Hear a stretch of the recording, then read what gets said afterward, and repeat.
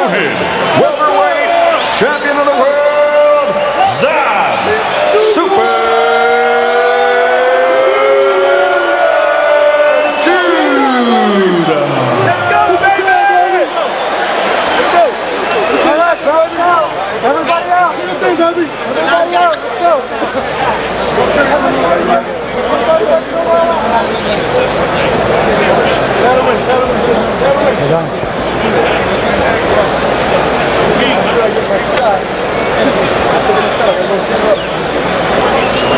Okay, Rivera.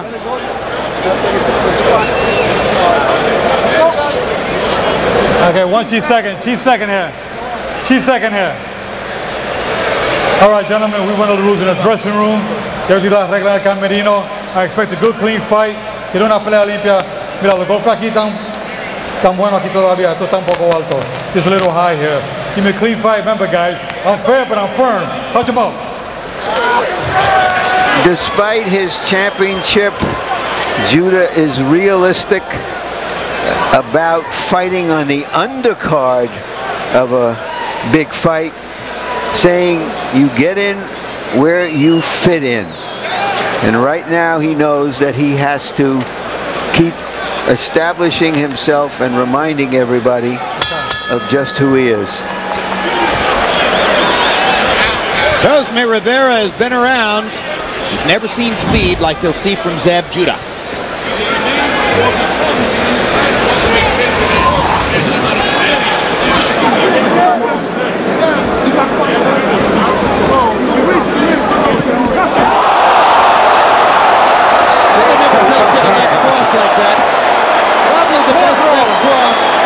Cosme Rivera has ever tasted. Yes, it was.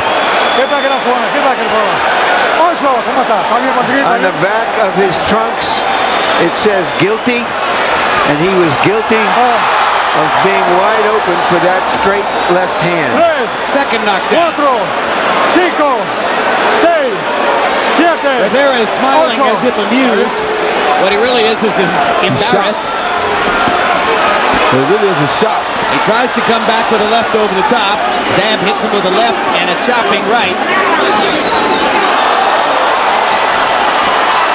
All right, stop. What he really is shock. Yep. Zab Judha likes first round knockouts and would love to have one here.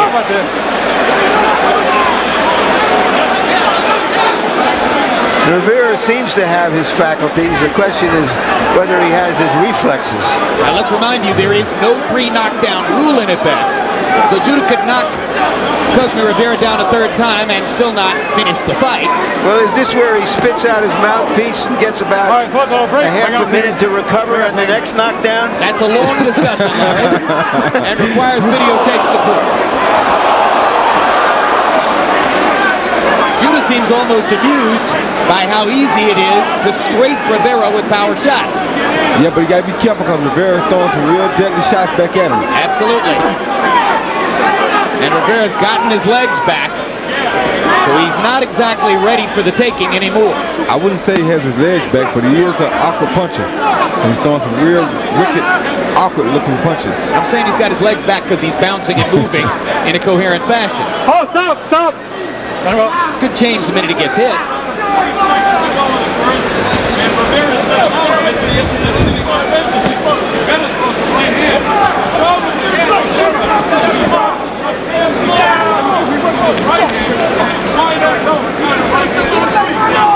The story goes that prior to his fight against Corey Spinks in St. Louis Feb 5, Judah's father and lifelong trainer and former world kickboxing champion Yoel Judha took Zab into the leaky, cracked ceiling, damp inside gym where he started boxing in New York and said, "Is this where you want to spend the rest of your career, or would you like to be in the penthouse?"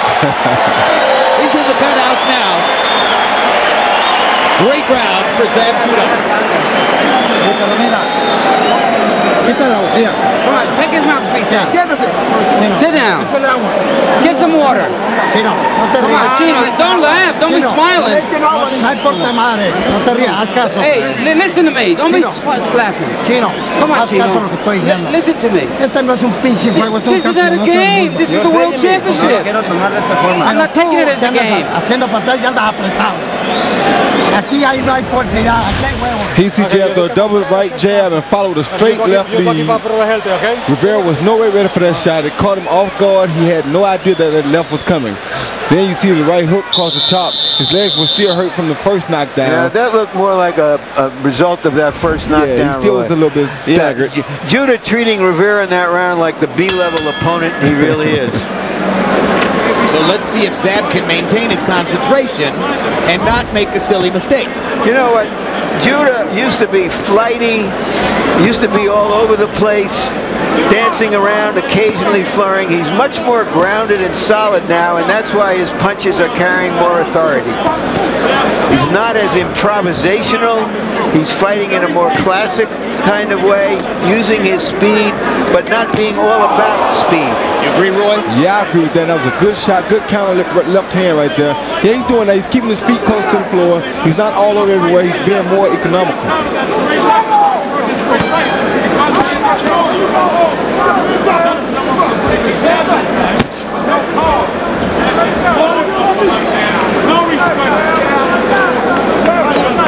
Well, he's gotten Cosme Rivera's attention with those left crosses upstairs, and now Rivera has his hands very high. Judha still able to split the guard and land. A couple body shots might set up some more damage. With a guy like Rivera, when you're Judha, if you know you can drop him, you ain't got to worry about too much, but you don't want to let him get back in the fight because it'll be a confidence builder from him from that point forward. Would you like to see him throw a punch or two to the rib cage, try to bring that guard down a little bit more? Yeah, he just tried the straight left to the rib cage. He's fighting smart. He's using his jab. Judha is very smart the way he's fighting right now. Spending very little energy, just waiting for another good opportunity.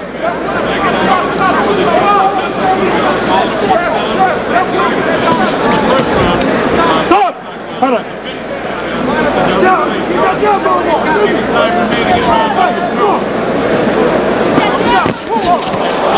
An outclassed Cosme Rivera gets ripped with another left cross across the top, bounces off the ropes back to the middle of the ring.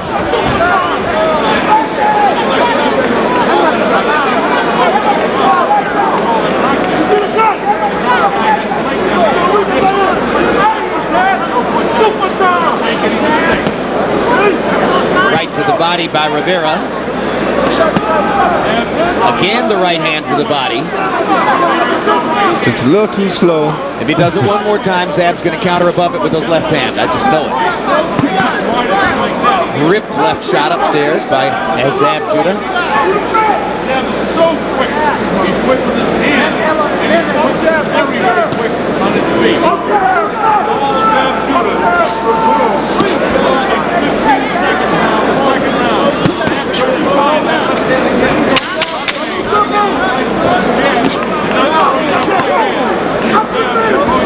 The difference in speed is so pronounced. And Zab Judha punctuates the round with a left. Let's look ahead to another pay-per-view show on HBO. Vicious body shots by Gaddy. World champion Arturo Gatti hits with thunderous power. The super quickness of Floyd Mayweather. Two-time world champ Floyd Mayweather strikes like a bolt of lightning. It's thunder and lightning. Gatti versus Mayweather for the Super Lightweight Championship. Saturday, June 25th, live on pay-per-view. Contact your pay-per-view provider to order. When thunder and lightning meet, you better take cover. And then while you're still recovering from that one, only 3 weeks later, we bring you Bernard Hopkins against Jermaine Taylor. Hopkins has defended the middleweight championship 20 consecutive times en route to becoming the #1 pound-for-pound fighter in boxing. But in Jermaine Taylor, he faces his youngest, strongest, biggest, fastest, hungriest opponent ever. Power shots through round 2 by CompuBox numbers. Zab Judha 19 out of 46. And Cosme Rivera 7 out of 30. Scores already 20-16 after only 2 rounds on Harold Letterman's card. Zab Judha sort of toying with Rivera in that second round. And Roy Jones points out it's useful to be careful because Rivera is still tall and long and has a chance to maybe land a shot, but by and large, Zab Judha has dominated him with superior hand speed. We just snuck in a little right hand right there, and those are the type of shots I'm talking about. You can't let him start sneaking shots in because he'll get confident and start trying stuff like he did right there. Exactly right. He landed a right hand on Judah's cheek and then hooked a little left to the body. Straight right hand lands for Judha and lands for Cosme Rivera as well.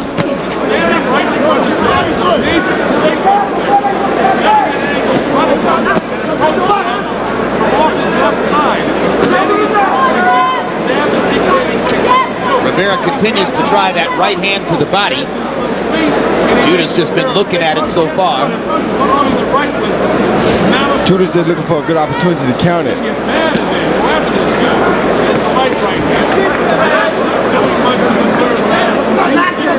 Because when he gets a chance, he'll be countering it with his power hand, his left hand, the hand that set up the 2 knockdowns in the first round. There you go. That was it.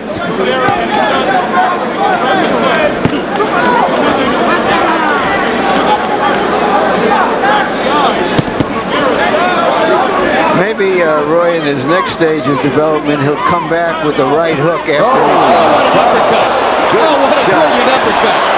And Rivera is on Queer Street again after that major left uppercut shot. Right hook and he's down. That was a bomb. Rivera has a habit of smiling when you knock him down. He better take that smile off his face. Yeah, that's got to be the end of that. There's no way that he'd be ready to fight again after 8. Just as I was saying, the next stage of development, he'll come back with the right hook.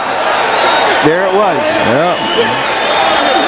You know, he's such a brilliant fighter and so well-schooled, it's impossible for me to imagine how he didn't make the Olympic team back in 1996. But Jim, he wasn't well-schooled earlier on. He's learned to be a fighter over the years. He was getting by on athletic ability for a long time, I think. And there's a lot of difference in the amateur game and the professional game. The amateur game, you don't have to be powerful and a skillful fighter to be able to sustain victories because you just go out and pity-pat and outsmart people and know how to get the advantage as with the point system goes. So you can outwork people in amateur boxing. As a professional, if you're going to outwork somebody, you're going to truly outwork them. All right, let's take a look at replays from action in this last round, which led to the TKO. He see him counter. He backed off with the right hand with a jab and shot a right uppercut. I mean, left uppercut, which was a beautiful shot, and that pretty much was cameras. Yep. After that, it was just a matter of how was he going to clean up the table. There was the right hook to the head after he had hurt him real bad. He came with a straight left, missed him, and came back behind the left with the right hook and caught him high on the head, and that pretty much finished it. But all of that was because of the uppercut. That was a good right hook right to the top of the head, but that was caused by that right uppercut. Well, from the beginning of the fight forward, he knocked Rivera silly with left crosses. He knocked Rivera silly with an uppercut, and he knocked him silly with a right hook. So almost all the weapons were shown off. Oh, incidentally, a double jab set up that first straight left. That's right. That's right. So he showed off everything. How'd you feel tonight, champ? Good. We all feel great. Let's go to Michael Buffer for the official particulars on the TKO. Ladies and gentlemen, the end comes here at the MGM Grand at 2 minutes and 11 seconds of round number 3. The winner by TKO victory and still the undisputed welterweight champion of the world, Zab Super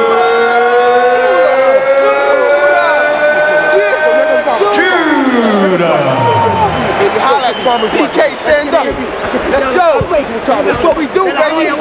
Zab Judha closed the show here, landing 11 of 16 power shots in that third round en route to the TKO. So there are the final numbers. Total punches, he lands 23 more and throws 36 more.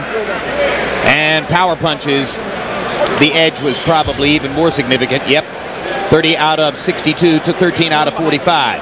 He's got a lot of belts. 4 of them, and as a matter of fact. Anybody want them? Oscar, you want some belts? Shane, you want some belts? Costa, you want belts? Zab has them. Let's go to Larry Merchant with the winner. Let's do it. All right, thank you guys. Congratulations.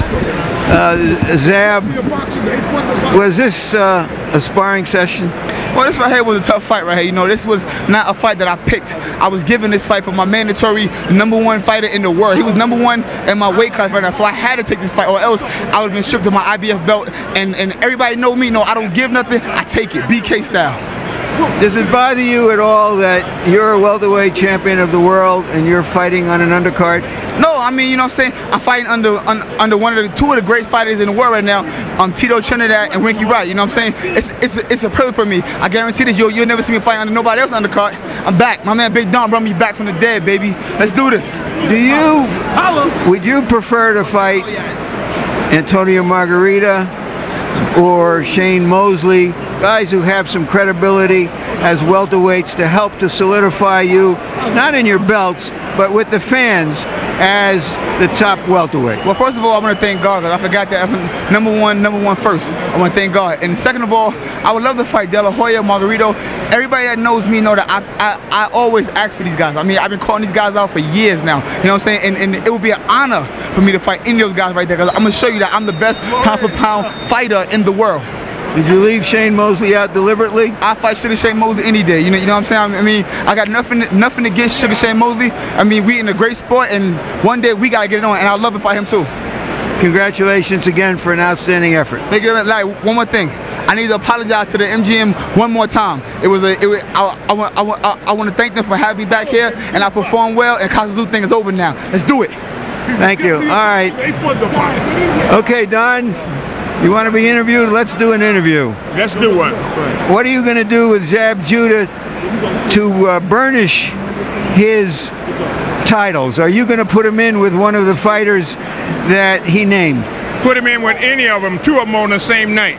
You know, when we want Oscar. Let's talk about the real one, not 2 of them. Well, wait, Oscar De La Hoya, we want you. Stand up right now. We'll fight you in the next 2-3 months. All right.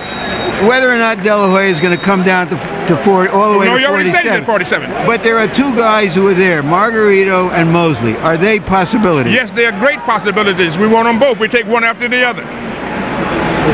Will you match the winner of the main event tonight, Trinidad and Wright, against the winner of Hopkins and Taylor, if you can? Yes, absolutely. In fact, we want Hopkins. We want to fight Hopkins immediately if he should be the winner. And if Taylor wins, we certainly would welcome to fight Taylor. Do you believe that even if one of those 2 great fighters, Trinidad or Hopkins, should happen to lose, that there's still so much interest in a rematch that it could still happen? Yes, we are in boxing. We want to fight whoever's there. We want to fight the best. This is the Cinderella Man theme. The coming from behind and to come back and make it. He's a Cinderella Man, and the Tito tonight and Winky Wright will be a Cinderella Man. Let's turn to the heavyweight division tonight.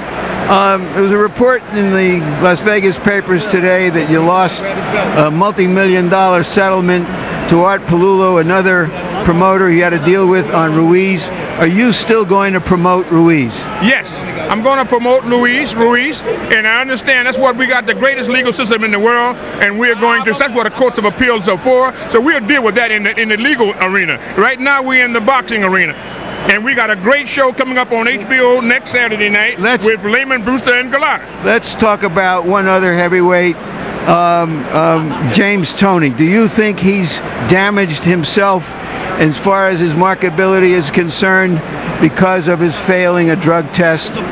I have no comment on James Toney at this particular time. All my focus is on Tito Trinidad and Winky Wright. I think they got that Tyson-like buzz here now. Everybody is happy if this fight takes off and does a good fight, then we got boxing back on his feet again. I'm not looking for any negatives right now. I'll talk about that after Lehman Brewster fights Andrew Galata in Chicago. We want every fan everywhere to tune in on HBO on that night to see that heavyweight fight. Jim?